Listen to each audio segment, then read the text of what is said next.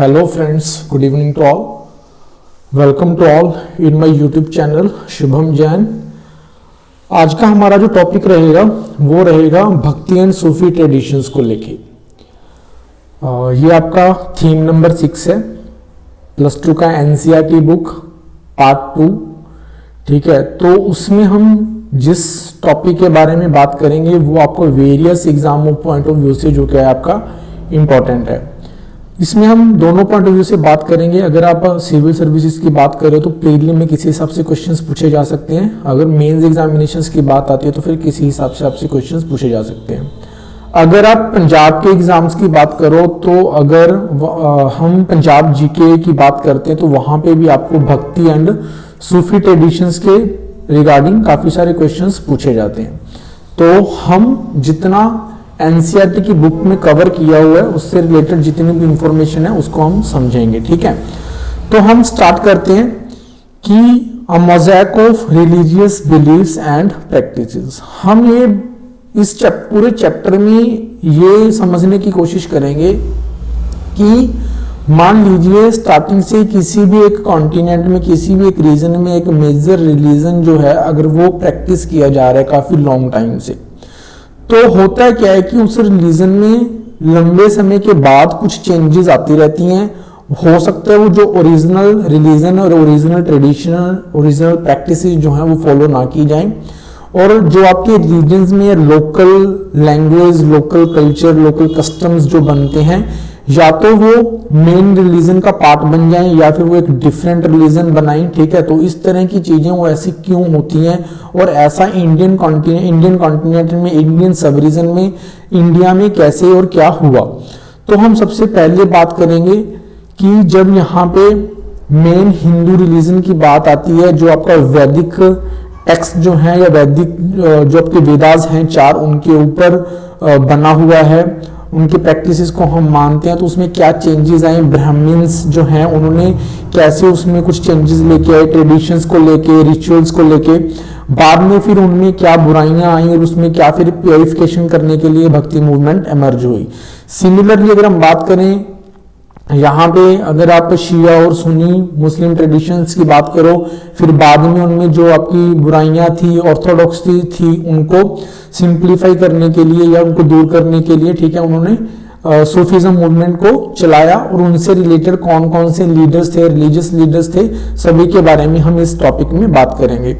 तो mosaic of religious beliefs का मतलब यही है कि डिफरेंट टाइप के रिलीजियस बिलीफ्स जो है डिफरेंट टाइप के रीजन्स के पीपल के द्वारा फॉलो किए जाते हैं। तो इंटीग्रेशन ऑफ कल्ट्स यहाँ पे होता रहता है। कहने का मतलब मैंने आपको पहले ही बोला, सपोज कीजिए किसी भी एक बिग एरिया में किसी भी रिलीजन को यहाँ पे फॉलो किया जा रहा था, लेकिन ultimately with the passage of the time क्या होता है कि उसमें जो बिलीव्स, प्रैक्टिसेस, रिचुअल्स हैं उसमें चेंजेस आनी स्टार्ट हो जाती हैं। ठीक है, या फिर वेरियस टाइप ऑफ कम्युनिटीज की बात करते हैं, पीजेंट्स हैं, फार्मर्स हैं, वो अपनी अलग तरह की प्रैक्टिसेस को फॉलो करना स्टार्ट कर देते हैं, मेन ट्रेडिशंस के साथ या तो मिक्सअप हो जाते हैं या फिर वो अपना ट्रेडिशन चलाते हैं। तो इंटीग्रेशन ऑफ कल्ट्स का यही मतलब है कि या तो प्रैक्टिसेस इमर्ज होती हैं या फिर उसमें से क्या हो जाती हैं, मर्ज हो जाती हैं due to 2 processes at work. ये इंटीग्रेशन ऑफ कल्ट्स होता है, उसका 2 रीजन है, या तो spread of the Brahmanical ideas हुए through the Puranic text and accepting of the other traditions by the Brahmans also. पहले क्या होता था कि अगर आप वैदिक ट्रेडिशंस की बात करें, ये मानते हैं कि जो ब्राह्मण्स होते थे वो अदर कम्युनिटीज को वेदास पढ़ने के अलाउड नहीं करते थे। बात करते हैं शूद्रस की, वुमेन्स की, उनको वेदास पढ़ना अलाउड नहीं थे। ठीक है, लेकिन with the passage of the time क्या हुआ कि पुरानिक टेक्स्ट बने, ठीक है, जो वेदास को पढ़ने के बाद उनके ऊपर उन्होंने क्या लिखा, ब्राह्मण्स की बात करें, उन्होंने, हम ये बोलते हैं कि शॉर्ट नोट्स बना लिए एक तरह के। ठीक है, तो उन चीजों को पढ़ने की अनुमति दूसरी कम्युनिटीज को दे दी गई। ठीक है, शूद्रस को दे दी गई, वुमेन्स को दे दी गई। तो जब वहां तक वो स्प्रेड हुआ तो उन्होंने जब उन ट्रेडिशंस को समझा तो वो क्या करने लगे, उस रिलीजन को अपनाने लगे। सेकंड प्रैक्टिस ये हुई कि वहां पे उनके अपने कुछ लोकल ट्रेडिशंस थे, पीजेंट्स कम्युनिटी के या फार्मर्स कम्युनिटी के। इन दोनों को अगर बात करें, 2 नेम से यहाँ पे कॉल किया जाता था। जो आपका ओरिजिनल हिंदू प्रैक्टिसेस थी उनको ग्रेट ट्रेडिशंस बोला गया। जो आपके सब कॉन्टिनेंट में अगर बात करें, सब रीजन्स में बात करें, ठीक है, वहां पे जो प्रैक्टिसेस फॉलो की जाती थी डिफरेंट डिफरेंट कम्युनिटीज की तरफ से, उनको हम लिटिल ट्रेडिशंस बोलते हैं। लेकिन ये टर्म्स सही नहीं है, कोई भी ग्रेट या लिटिल नहीं होता, ये है कि ये टू वे कम्युनिकेशन होती है कि आदान प्रदान फ्लो हो रहा है, ठीक है। कुछ प्रैक्टिसेस आपने किसी को दी, कुछ प्रैक्टिसेस आपने किसी रिलीजन से या किसी प्रैक्टिस को फॉलो कर लिया। तो वैसे ये ग्रेट और लिटिल ट्रेडिशंस जो वर्ड है रॉबर्ट रेडफील्ड ने यूज किया था 20th सेंचुरी में, एक सोशियोलॉजिस्ट थे। लेकिन इस तरह का ग्रेट और लिटिल ट्रेडिशन में डिवाइड करना अच्छी बात नहीं है। हम बात करते हैं कि इंटीग्रेशन ऑफ कल्ट्स जब बात करते हैं तो होता क्या है। पहले क्या होता था कि वैदिक जब ट्रेडिशंस या कल्चर चलता था, हम ये मानते थे कि वहां पे आपकी प्रिंसिपल डिटीज जो होती थी वो आपकी, नेक्स्ट स्लाइड में यहाँ पे बात करते हैं कि वैदिक प्रिंसिपल्स के अकॉर्डिंग डिटीज आपकी अग्नि, इंद्र, सोम, ये वहां के मेन डिटीज होते थे उस टाइम पे। लेकिन बाद में हुआ क्या कि जब पुरानी ट्रेडिशंस आई, वेदास के ऊपर टीका टिप्पणी करके कुछ रूल्स, कुछ रिचुअल्स ऐड करके उनको एलेबोरेट किया गया, तो वहां पे क्या किया गया, इन जो देवी देवताएं पुराने टाइम पे प्रिंसिपल होते थे उनको मार्जिनलाइज कर दिया गया, उनकी इंपॉर्टेंस खत्म हो गई। नए देवी देवताओं की बात हुई, बात करते हैं शिव, ठीक है, विष्णु, इन देवताओं की जो इंपॉर्टेंस वो बढ़ गई थी, ठीक है। तो यहाँ पे यही बोल रहा है कि वेरियस टाइप ऑफ देवी देवता, उनके फॉर्म्स, उनका स्कल्पचर्स बनाना, ये काफी चीजें इमर्ज हुई थी। सिमिलरली अगर हम बात करें कि उन जैसे अगर हम शिव की बात करते हैं या विष्णु की बात करते हैं, उनकी भी एक तरह की मूर्ति फॉलो नहीं की जाती थी, वेरियस टाइप्स ऑफ फॉर्म्स बनाई जाती थी according to the local traditions and practices. यहाँ पे हम बात करते हैं तो लॉर्ड जगन्नाथ एक ऐसी ही एग्जाम्पल है जो विष्णु का फॉर्म थे, ठीक है। 12th सेंचुरी में ये प्रिंसिपल डिटी मानी जाती है आपके उड़ीसा रीजन में, ठीक है। कहाँ पे है, पुरी में। एंड डिफरेंट विजुअलाइजेशन, यहाँ पे देखते हैं कि विष्णु को उन्होंने इस फॉर्म में रिप्रेजेंट कर रखा है। यहाँ पे उनके बहन की एंड उनके भाई की क्या कर रखी है, साथ में इमेजेस हैं, आइडल्स हैं, उनकी पूजा की जाती है। आजकल जो ये जगन्नाथ टेम्पल है काफी न्यूज में भी है, क्योंकि यहाँ पे नॉन हिंदू जो हैं उनकी एंट्री को क्या किया गया है, बैन किया गया है। वैसे तो एंट्री पहले से अलाउड नहीं है, लेकिन अभी दोबारा ये पॉइंट उठ रहा है कि उनकी एंट्री अलाउड होनी चाहिए। वो हमने अपने करंट अफेयर्स के टॉपिक में कवर कर रखा है, यहाँ पे उसको डिटेल डिस्कस नहीं करेंगे। बस ये मान लीजिए कि रिलीजियस प्रैक्टिसेस, बिलीव्स क्या होते हैं, एमर्ज होते रहते हैं, फिर मर्ज होते रहते हैं, एक नया ट्रेडिशन बनता है, तो वेरियस टाइप्स ऑफ देवी देवताओं की पूजा होने लग जाती है, ठीक है। तो इस तरह की चीजें हमारी इंडियन सोसाइटी में एमर्ज हुई हैं। तांत्रिक कल्ट भी एमर्ज हुआ है। तांत्रिक कल्ट क्या है कि जो हम देवी की पूजा करते हैं, ठीक है, उसको थोड़ा सा हार्ड रिचुअल्स वगैरह अपना के, ठीक है, उसमें पूजा की जाती है। ये तांत्रिक कल्ट को शैविज्म और बुद्धिज्म में भी अडॉप्ट किया गया। वैसे तो ये गोडेस जो देवियां हैं उनकी पूजा के साथ रिलेट किया जाता है, लेकिन जब ये बुद्धिज्म के साथ टच में आया तो बुद्धिज्म वाले लोगों ने भी क्या किया, देवी की मूर्ति बना के उसके अराउंड जो है तांत्रिक कल्ट को फॉलो किया। ऐसी शैविज्म में भी फॉलो किया जाता है। बुद्धिज्म की बात करें तो वहां की फेमस जो है वो है आपकी गोडेस मरीचि, ठीक है। तो अगर हम पेरिग्लिन पॉइंट ऑफ व्यू से बात करें तो चीजें पता होनी चाहिए कि क्या चीज कहाँ पे कौन से रीजन में फॉलो की जाती थी। मेंस पॉइंट ऑफ व्यू से बात करें तो क्या है, ये आपका टू वे कम्युनिकेशन है। ट्रेडिशंस, कल्चर्स, प्रैक्टिसेस एक दूसरे के साथ इंटरेक्शन जब करते हैं तो बहुत सारी चीजें सीखते हैं। इसी तरह से हमारी इंडियन सोसाइटी में रिलीजन्स, कल्चर, प्रैक्टिसेस क्या हुई हैं, एमर्ज हुई हैं। डिफरेंसेस भी होते हैं, एक दूसरे को काउंटर करने की भी कोशिश की जाती है, ठीक है। तो उसी हिसाब से ही आपकी जो प्रैक्टिसेस हैं वो या तो खत्म हो जाती हैं या फिर आपकी स्ट्रॉन्ग रूप से क्या होती हैं, एमर्ज होती हैं। यहाँ पे कहता है although there is a stark divergence from the Vedic and Puranic traditions but consider as Hindu traditions. हमने अभी बात किया कि काफी सारे प्रैक्टिसेस, रिचुअल्स फॉलो किए जाते हैं, तांत्रिक ट्रेडिशंस अलग हैं, ठीक है, लेकिन फिर भी हम सभी उनको क्या मानते हैं, हिंदू ट्रेडिशंस ही मानते हैं। बेशक जो तांत्रिक ट्रेडिशंस हैं वो आपके वैदिक ट्रेडिशन से नहीं मिलते, पुरानिक जो है वो वैदिक ट्रेडिशन से नहीं मिलते, लेकिन फिर भी हम इन सभी प्रैक्टिसेस को हिंदू प्रैक्टिसेस बोलते हैं, क्योंकि हो सकता है 30-40% वेरिएशन है, लेकिन मेनली 60% जो चीजें होती हैं वो आपके हिंदू रिलीजन्स के अकॉर्डिंग ही चलती हैं। तो मतलब कि ओवर शेडो कर देते हैं दूसरी चीजों को। वैदिक प्रिंसिपल डिटीज हमने पहले बात कर लिया, became marginal, Vedas still authoritative, लेकिन वेदास स्टिल अथॉरिटेटिव थे, इसीलिए हम ये बोलते हैं कि हम उनको हिंदू ट्रेडिशंस अभी भी बोलते हैं।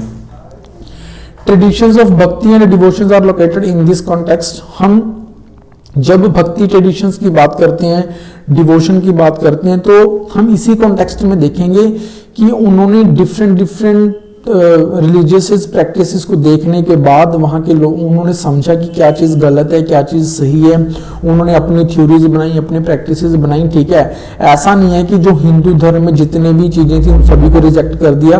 कुछ चीज़ों को रिजेक्ट करने के बाद कुछ चीज़ों को अपनाया गया। हम वही देखेंगे कि भक्ति ट्रेडिशन में किन चीज़ों को अपनाया गया। कॉम्पोजिशन ऑफ भागवत पुराण, जब इन भक्ति और डिवोशन ट्रेडिशन जो एमर्ज हुआ तब उन्होंने एक पुराण जो है भागवत पुराण का निर्माण किया था, क्योंकि भागवत पुराण में ओरिजिनल एज सच जो वेदास ने बोला वो लिख नहीं रखा। काफी सारी लोकल प्रैक्टिसेस को, ट्रेडिशंस को भी कहा वहां पे क्या किया गया है, एक्सेप्ट किया गया। तो अभी हम देखते हैं प्रॉपरली भक्ति ट्रेडिशंस क्या है, क्योंकि हमारे लेक्चर का मेन मोटो यही है कि भक्ति ट्रेडिशंस और सूफी ट्रेडिशंस को समझना। भक्ति ट्रेडिशंस जो हैं वो आपका मेन ऑर्थोडॉक्स जो आपकी हिंदू रिलीजन था उसको क्या करते हैं, वो चैलेंज करते हैं। हम ये मानते हैं भक्ति मूवमेंट की वो कास्ट को बिलीव नहीं करते। वो ये नहीं मानते कि अगर आपने गॉड को अचीव करना है, ठीक है, साल्वेशन अचीव करना है, आपको ब्राह्मण्स की जरूरत है। वो ये नहीं मानते कि जो वेदास हैं उनको पढ़ने के लिए आपको सिर्फ ब्राह्मण या क्षत्रिय होना चाहिए। वो ये मानते शूद्र भी वो पढ़ सकते हैं, ठीक है। वो फालतू रिचुअल्स में, कर्म कांड में बिलीव नहीं करते। वो ये मानते हैं कि अगर आप भगवान की एक मूर्ति बना के उसका नाम सिमरन कर लो, उसकी भक्ति में आप इन्वॉल्व रहो, ठीक है, सॉन्ग गाते रहो, भजन करते रहो, तब भी आपको भगवान मिल सकते हैं। तो ये क्या है, आपकी bhakti traditions, full devotion to the God. God आपका किसी भी एक फॉर्म में उसको बना लो, ठीक है। तो इसीलिए उन्होंने क्या किया, अपने अपने देवी देवताओं की एक मूर्ति बनाई और उसको उन्होंने क्या किया, पूजा की है। फालतू के रिचुअल्स कर्मकांड में बिलीव नहीं किया। भक्ति ट्रेडिशंस की भी बात करें, दो तरह के होते थे यहाँ पे। एक होते थे आपके निर्गुण भक्ति संत, एक होते थे आपके सगुण भक्ति संत। यानी कि कुछ भक्ति संत ऐसे होते थे जो आपके मूर्ति बनाते थे, उनको क्या बोलते हैं, सगुण। कुछ भक्ति संत ऐसे होते थे, रिलीजियस संत ऐसे होते थे जो आपकी मूर्ति नहीं बनाते थे, उनको क्या बोलते थे, निर्गुण भक्ति संत, ठीक है। तो अलवर्स एंड नायानर्स तमिलनाडु एरिया में 6th सेंचुरी के अराउंड जो ये माने जाते हैं, ये क्या माने जाते हैं, ये आपके सगुण भक्ति संत से, ठीक है। इनकी अगर अलवर्स की बात करें तो मेन डिटी जिस भगवान की ये पूजा करते थे वो विष्णु होते थे, ठीक है। अलवर्स क्या होते थे, अगेंस्ट द कास्ट सिस्टम, वो कास्ट को नहीं मानते थे। डोमिनेशन ऑफ ब्राह्मण्स नहीं मानते थे, एक्सेप्ट नहीं करते थे कि अगर आपने भगवान को अचीव करना है, ठीक है, तो ब्राह्मण्स की आपको नीड, ऐसा नहीं मानते थे। इसीलिए जो भक्त होते थे अलवर्स में वो क्या होते थे, डाइवर्स बैकग्राउंड से आते थे। वहां पे मर्चेंट्स भी होते थे, पीजेंट्स भी होते थे, अनटचेबल पीपल्स भी होते थे, सभी को इक्वल स्टेटस दिया जाता था। अलवर्स ने वेदास को काउंटर करते हुए अपना एक क्या किया, वेद बनाया। वेद इन द सेंस कि उन्होंने जो उनकी थ्योरी थी, जो उनका मानना था, उनको हिम्स मतलब कि उन्होंने पोएटिक फॉर्म में इंक्लूड करके अराउंड 4000 के अराउंड जो है उन्होंने हिम्स क्रिएट किए थे। वो एक बुक बना दी जिसको उन्होंने क्या बोला, नालियार दिव्य प्रबंधम। यहाँ पे 12 अलवर्स जो हैं उनकी क्या है, कॉम्पोजिशंस को शामिल किया गया है, ठीक है। अभी एक एग्जांपल बात करें, अलवर में हम जब बात करें कि डाइवर्स बैकग्राउंड से बिलोंग करते थे, ऐसा नहीं है कि एक सेपरेट कम्युनिटी थी। ब्राह्मण है यहाँ पे, इनका नाम है तोंद्रा डिपोडी, अगेंस्ट द कास्ट सिस्टम। वो कास्ट सिस्टम के अगेंस्ट थे, ठीक है। हालांकि वो ब्राह्मण थे, ठीक है, लेकिन वो कास्ट सिस्टम के अगेंस्ट थे। वो अलवर थे, तमिलनाडु से बिलोंग करते थे, विष्णु की पूजा करते थे। सिमिलरली अगर हम बात करें कि जब हम मेन ब्राह्मण्स की पुराण की बात करते हैं, ये बोला जाता है कि वुमेन्स को टेम्पल एंट्री अलाउड नहीं होनी चाहिए, वुमेन जो है उनको भगवान की पूजा नहीं करनी चाहिए, वेदास नहीं पढ़ने चाहिए। लेकिन अलवर्स की अगर बात करें तो ऐसी कोई रिस्ट्रिक्शंस वुमेन्स के ऊपर नहीं थी। अंडाल एक फेमस वुमेन थी, ठीक है, फेमस वुमेन अलवर थी जिसने विष्णु की पूजा की अपने तरीके से, और बहुत रिस्पेक्टेड फिगर है आपकी अलवर्स कम्युनिटी में। सिमिलरली नाइनर्स की बात करते हैं, ये शिव की पूजा करते थे, ठीक है। तेवारम 3 लोगों के लिए एक वर्ड यूज किया गया, अपार, सबंदर, सुंदरार। ये क्या थे, 3 रिलीजियस लीडर थे जो शिव की पूजा करते थे, ठीक है।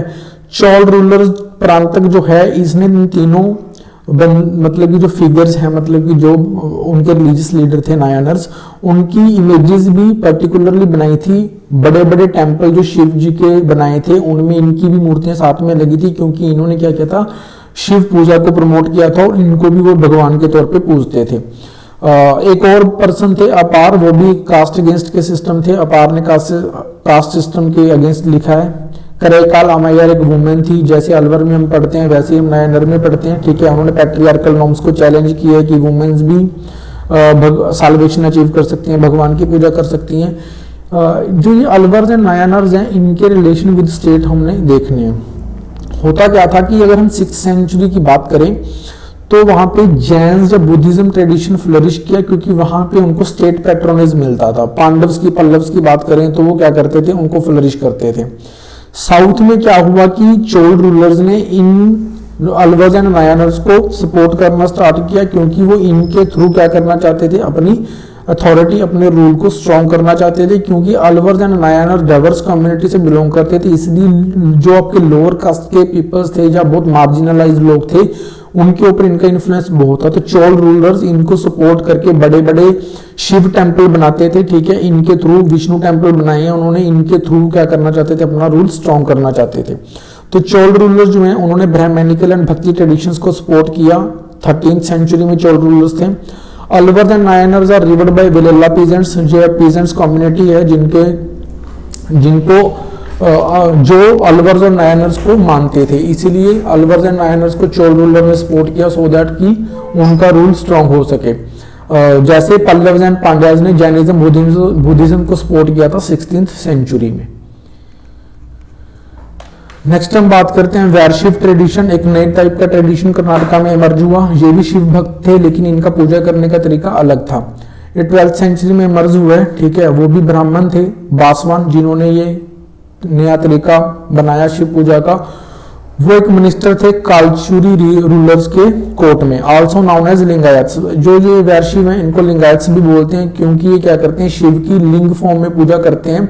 वो एक सिल्वर केस में लिंगम की पूजा करते हैं, उसको अपने लेफ्ट शोल्डर में धागे के साथ बांध के रखते हैं, इसलिए उनको लिंगायत बोलते हैं। अभी भी कर्नाटका में जो ये लिंगायत कम्युनिटी है बहुत ही मेजर रोल प्ले करती है पॉलिटिकल पॉइंट ऑफ व्यू से।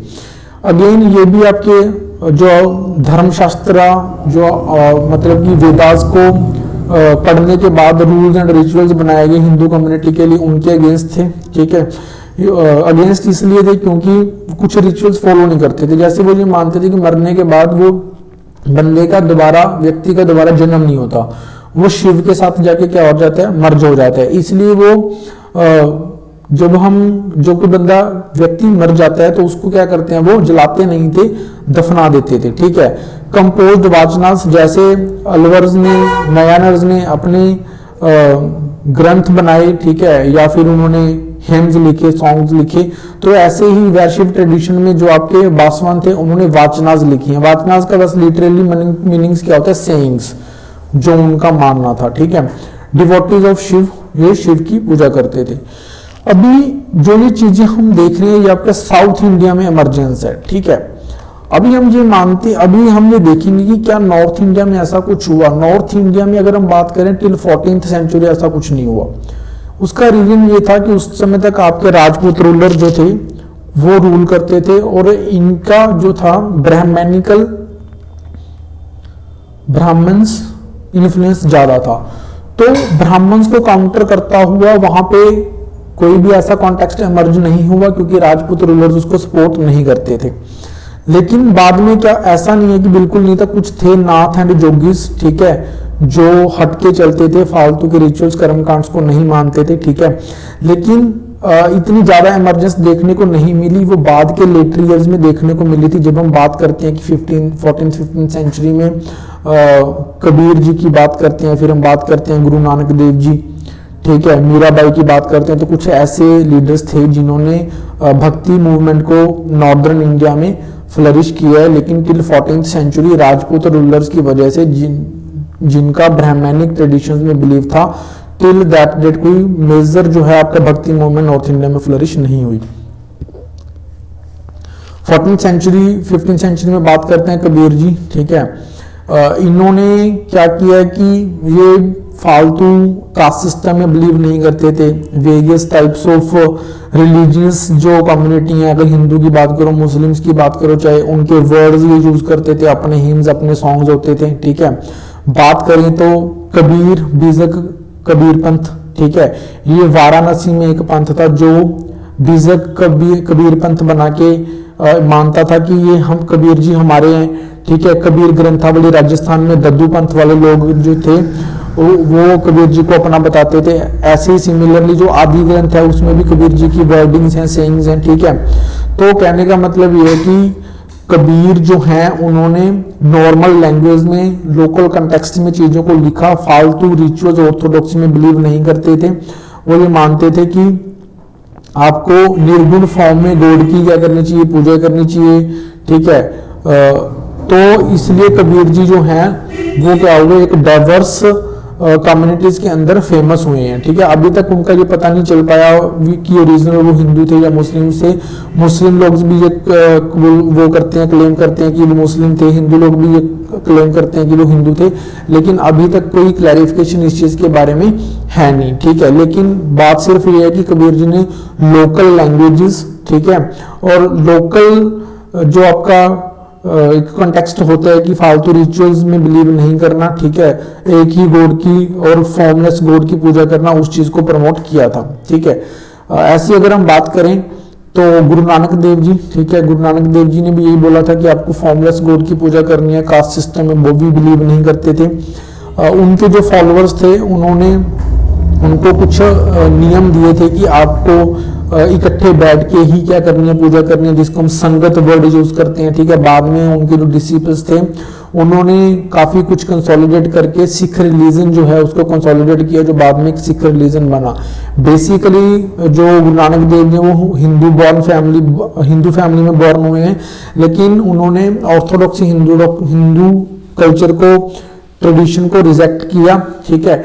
इसीलिए वो एक ऐसा लगा कि एक अलग रिलीजन बनाना चाहते थे, लेकिन वो अलग रिलीजन नहीं बनाना चाहते थे। कुछ उन्होंने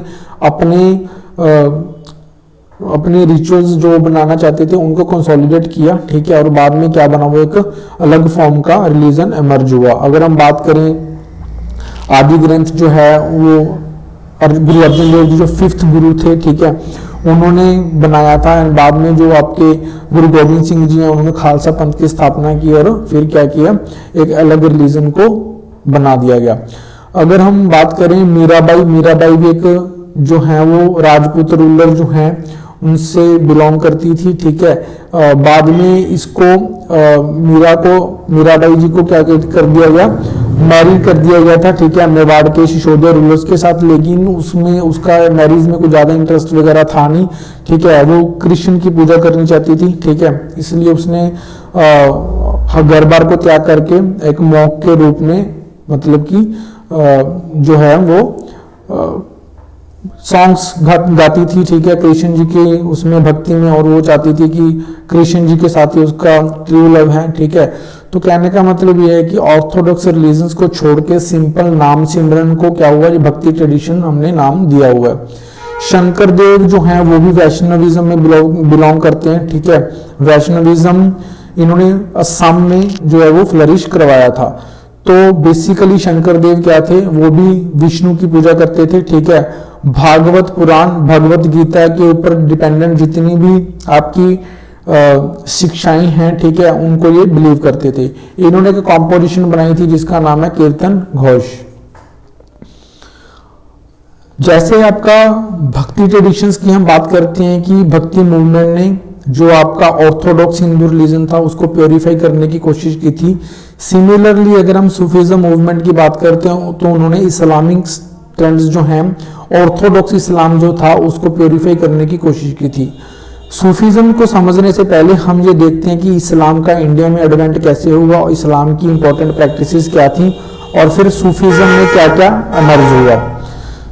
इस्लाम की अगर बात करें तो 7th 8th सेंचुरी के अराउंड, ठीक है, अरब जनरल था मोहम्मद कासिम, ठीक है, उसने सिंध को जब जीता तब वो खलीफा का पार्ट बन गया। ठीक है, मुस्लिम वर्ल्ड में क्या होता था कि खलीफा एक पदवी होती थी, वो रिलीजियस पदवी होती थी, लेकिन उसका इन्फ्लुएंस जो होता था वहां के रूलर्स के ऊपर रहता था। रूलर्स को शरिया के अकॉर्डिंग क्या करना पड़ता था, रूल करना पड़ता था। शरिया क्या होता है हम आगे पढ़ेंगे। तो जब मुस्लिम रूलर्स ने सिंध के ऊपर अटैक किया और सिंध को अपना पार्ट बनाया, तब जाके क्या हुआ, इंडिया में इस्लाम का एडवेंट स्टार्ट हुआ। 13th अगर हम लेटर पीरियड्स की बात करें तो तुर्क्स, अफगान्स, काफी सारे फॉरेन रूलर्स आए जिन्होंने यहाँ पे अटैक किया, दिल्ली सल्तनत बनाई। लेटर अगर हम बात करें मुगल रूलर्स, जितने भी ये बाहर फॉरेन रूलर्स इंडिया में आए हैं ज्यादातर अरबिक कंट्रीज को बिलोंग करते थे। इनके रूलर्स जो थे वो आपके क्या थे, मुस्लिम्स थे। ठीक है, थोड़ी बहुत वेरिएशंस मानते थे, लेकिन मेनली इनका क्या होता था, इस्लाम में बिलीफ होता था और इनको उलमाओं के कहने पे रूल करना पड़ता था। उलमा लोग क्या होते थे कि ये रिलीजियस लीडर होते थे जिनको इस्लाम की पूरी नॉलेज होती थी और ये रूलर को क्या करते थे, गाइड करते थे, क्योंकि काफी सारी जुडिशरी पावर्स इनके साथ होती थी। ठीक है, theoretically Muslim rulers were to be guided by उलमास। उलमास को ये पावर दी गई थी कि वो रूलर्स को गाइड करेंगे। ठीक है, कौन से कानून के थ्रू गाइड करते थे, शरिया। शरिया क्या था, इस्लाम को चलाने के लिए, मतलब कि जो भी आपका पॉलिटिकल इकोनॉमिक अफेयर्स हैं, ठीक है, उनको चलाने के लिए, आपके रिलीजियस अफेयर उनको चलाने के लिए कानून बनाया गया था, जो डिपेंड करता था 4 चीजों के ऊपर, कुरान के ऊपर, हादिस के ऊपर, कियास के ऊपर एंड इजमास के ऊपर। कुरान आपकी बुक है, ठीक है, मुस्लिम्स की। हादिस जो है प्रोफेट मोहम्मद की जो सेइंग्स हैं, जो प्रैक्टिसेस जो करते थे अपने टाइम पे प्रोफेट मोहम्मद, वो उनमें शामिल किया गया। कियास जो होता है वो आपकी रीजनिंग एनालॉजी होती है कि जब आप सोसाइटी में रह रहे हो तो वहां से आप प्रैक्टिसेस निकालते हो कि क्या चीज सही है, क्या चीज गलत है। इजमास की अगर हम बात करें तो कंसेंसस होता था। ठीक है, जो आपके मेन रिलीजियस लीडर होते थे बैठ के जब डिसाइड करते थे कि ये चीज होनी चाहिए, तो ये 3-4 चीजों के ऊपर आपका शरिया रूल बना हुआ था। ठीक है, जिसके थ्रू क्या होता था, इस्लाम चलता, इस्लामिक जो रूलर्स होते थे वो क्या करते थे, रूल करते थे। अगर हम पॉपुलर प्रैक्टिसेस की बात करें, इस्लाम में 5 पिलर्स ऑफ फेथ होते थे।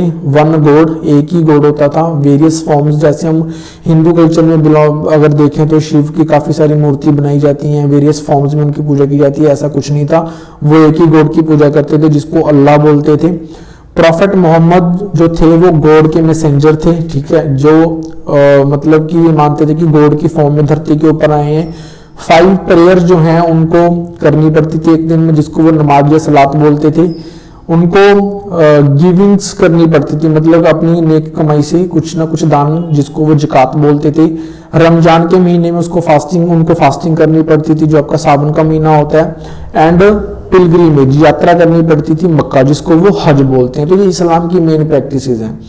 मेन प्रैक्टिसेस के अलावा various type of practices emerge हुई आपके डिफरेंट रीजन्स में, जिसमें से अगर हम बात करें तो आपकी मेन क्या है, आपकी खोजास। ठीक है, खोजास क्या है कि ब्रांच है इस्माइलिस शिया सेक्ट की, जिसने new type of devotional points को इजाद किया। ठीक है, मैट्रिलिनी जो है उसमें वो बिलीव करने लगे। मैट्रिलिनिया उसमें अगर हम बात करें कि मालाबार कोस्ट में वो क्या होते थे, केरला वाली साइड में ही रहते थे, तो ये मतलब कि जो वाइफ होती है उनके घर में ही रहना। ठीक है, वहां पे ही उनके वो वाइफ के नेम पे ही आगे वंश चलना, इस तरह की प्रैक्टिसेस को अपनाने लगे थे, जो इस्लाम में है नहीं।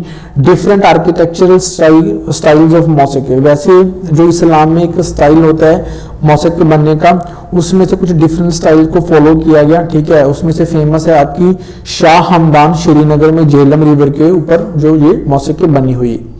मेन प्रैक्टिसेस की बात करें मौसीकी में, आपके मिहरब होता था। ठीक है, मिहरब क्या होता है कि एक इस तरह की, जैसे सपोज कीजिए आपकी एक दीवार है, उसमें एक ऐसे करके उन्होंने एक और क्या किया होता था, सेक्शन बना रखा होता था, जिसको वो क्या करते थे, आपकी मक्का वाली डायरेक्शन में करके रखते थे, जिसके आगे वो मैट वगैरह बिछा के, ठीक है, क्या करते थे, अपनी नमाज पढ़ते थे। किबला जिस वॉल में ये बनाया जाता था, ठीक है, होल टाइप का स्ट्रक्चर, ठीक है, उसको वो किबला बोलते थे। मिंबर एक रेज्ड प्लेटफॉर्म होता था, जिसके ऊपर बैठ के वो रिलीजियस सरमन देते थे।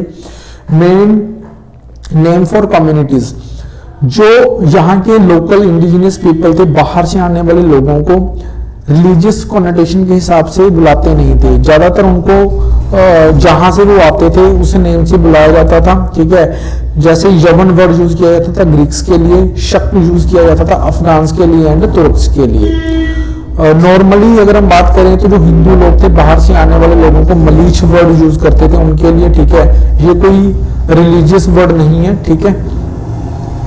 ग्रोथ ऑफ सूफिज्म, अगर हम बात करें तो सूफिज्म कैसे ग्रो किया।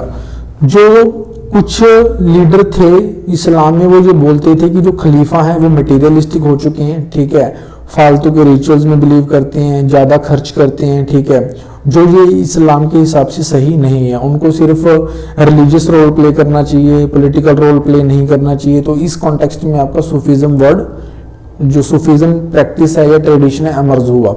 सूफिज्म क्या है, एक हिंदी वर्ड है जिसका मतलब होता है तजफ्फुफ, ठीक है।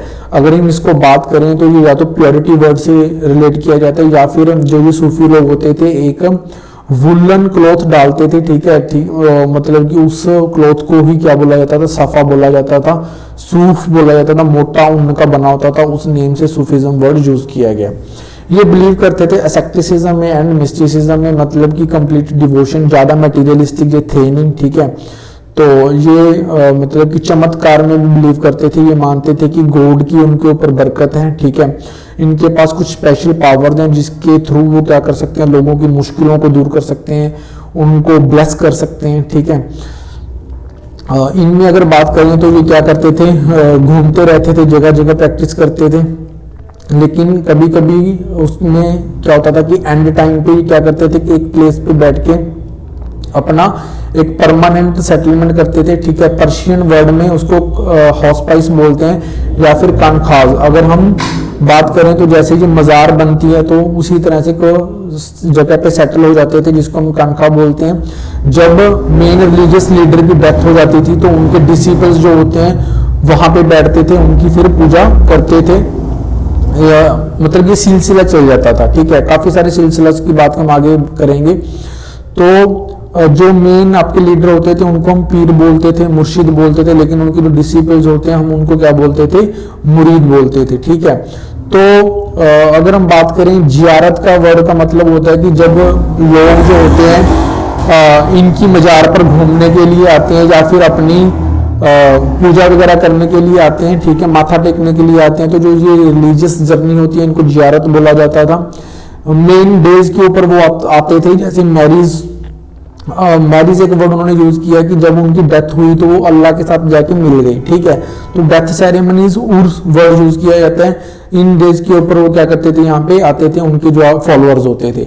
वर्ल्डली अगर हम बात करें तो एक वर्ड उस चीज के लिए यूज किया जाता है जो जिस रिलीजियस लीडर के पास क्या होता है, कुछ मिस्टिक पावर होती है जिसकी यूज करके वो क्या कर सकते हैं, अपने फॉलोअर्स की भलाई कर सकते हैं, मतलब कि गॉड ने उसको क्या किया हुआ है, ब्लेस किया हुआ है। वेरियस सिलसिलाज आपके चले हैं, ठीक है। अगर उसमें बात करें तो कादरी सिलसिला, चिश्ती सिलसिला आपके इंपॉर्टेंट है। कादरी सिलसिला आपके इस पर्सन के नेम पे पड़ा, शेख अब्दुल कादिर जिलानी।